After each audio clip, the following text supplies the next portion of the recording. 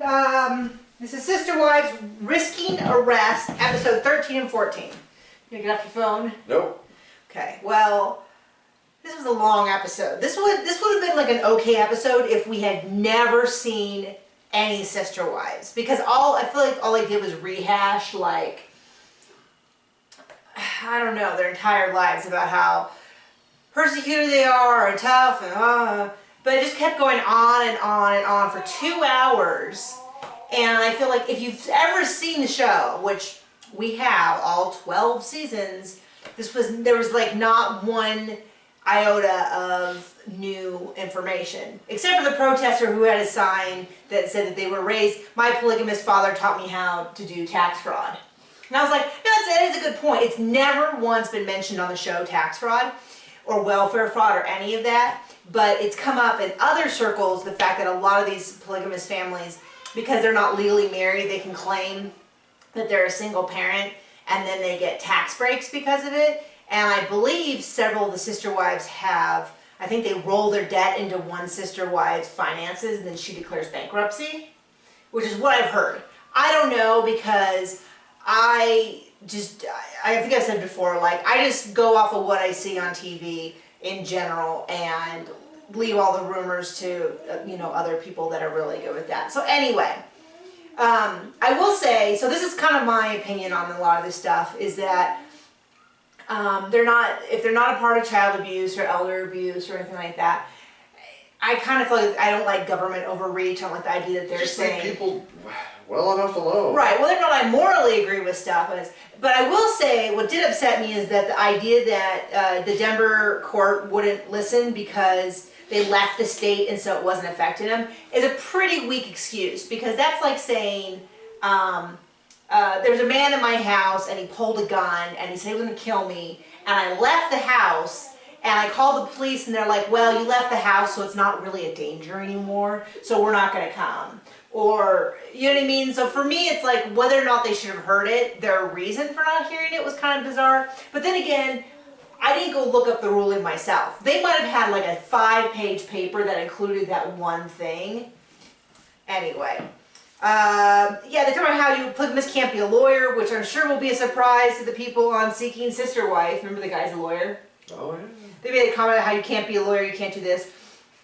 I was a little, all of the talk about who was going to go and who wasn't going to go, to me, was a little bit like, I was... Gosh, it was just It went on forever. awful. It went on forever. Hey, buddy, it's okay. It's okay. Let's go. Okay, anyway.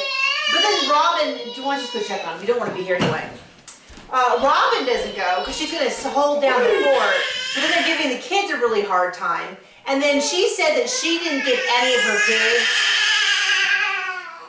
an option to go.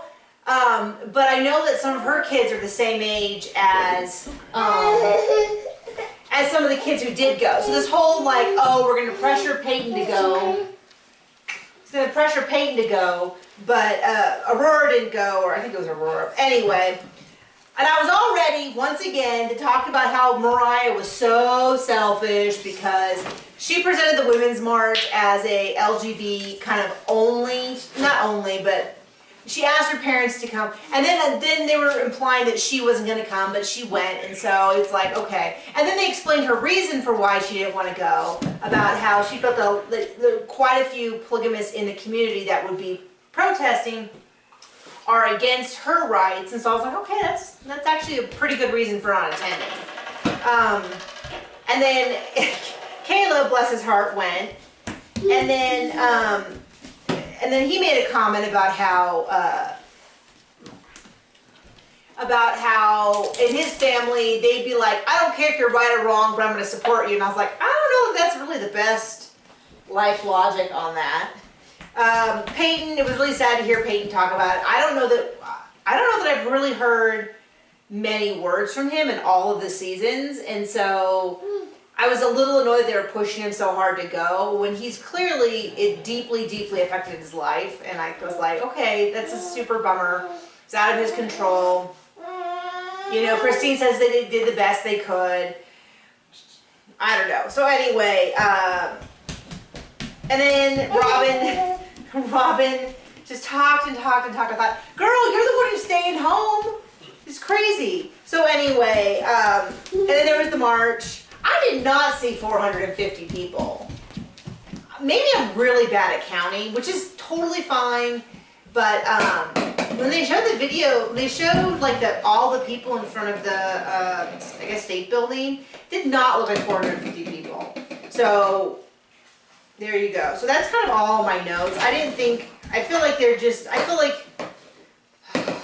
I think we said this a million times. Show could be half as long, and it would be a lot more interesting. A quarter as long. Anyway, hit us up in the comments. I'll talk to you guys soon.